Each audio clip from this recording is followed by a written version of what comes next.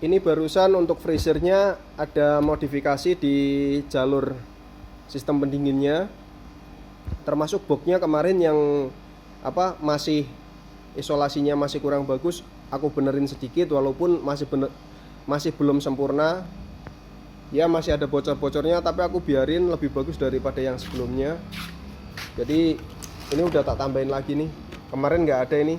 Jadi kalau kemarin itu suhunya dari celah ini bisa langsung keluar ya. Nah ini tak tambahin lagi biar dia stepannya untuk keluar lebih susah. Jadi suhunya lebih bisa dijaga. Terus kemarin itu suhu dingin maksimalnya itu minus 4. Ini barusan setelah diperbaiki dan ini baru running belum sampai 1 jam itu minusnya udah minus 9,3. Yang ini minus 7,8, yang ini minus 4,1. Jadi termostatnya aku taruh di beberapa titik biar lihat sebaran suhunya ya. Ini minusnya udah segini nih. Jadi alhamdulillah nih sistemnya yang baru diperbaiki ini lebih bagus dari yang kemarin. Jadi tadi barusan ada beberapa ini perbaikan. Kayaknya ini nih jatuh. Nah, ini barusan motong jalur motong jalur evaporator sama ya inilah baru dipendekin lagi untuk pipa kapilernya. Jadi pipa kapilernya dipotong sama benerin untuk jalur evaporatornya.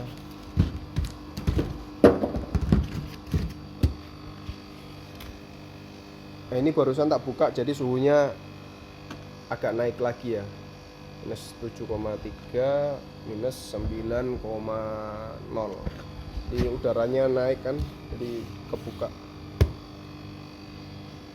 Jadi itu update-nya untuk pembuatan freezer ini. Itu alhamdulillah secara sistem sih menurutku udah cukup bagus dan ini gasnya masih pakai LPG ya, belum pakai freon. Kemarin aku udah pakai freon ternyata gagal. Jadi kemarin habis 2 kaleng. 1 kaleng sekitar 35.000, jadi 70.000 kebuang percuma karena yaitu tadi dinginnya belum benar-benar maksimal. Ini makanya pakai pakai LPG dulu karena LPG juga bisa dipakai. Ini ya. Ini belum tak copot nih selangnya nih. Nah. Ini tadi ngisi tapi sekarang udah tak tutup kerannya. Itu keran ini ditutup. Pakai LPG bisa, tapi kan LPG itu kalau misalkan ada kebocoran bahaya. Kalau ada sumber api nyamber ya, bisa nyamber. Ini buat percobaan dulu, kalau sudah sesuai baru aku ganti pakai freon lagi. Aku masih punya 2 kaleng lagi sih. Biar kalau bocor, kalau freon kalau kayak gini ini nggak apa-apa, ini nggak nyamber api. Jadi kalau ada kebocoran sistem, ada pinggirnya ada api, dia nggak terjadi kebakaran. Tapi kalau pakai LPG itu kalau keluar pas ada sumber api kan bahaya ya. Nah kita menghindari itu. Alhamdulillah nih sistemnya udah cukup bagus. Mungkin udah itu dulu.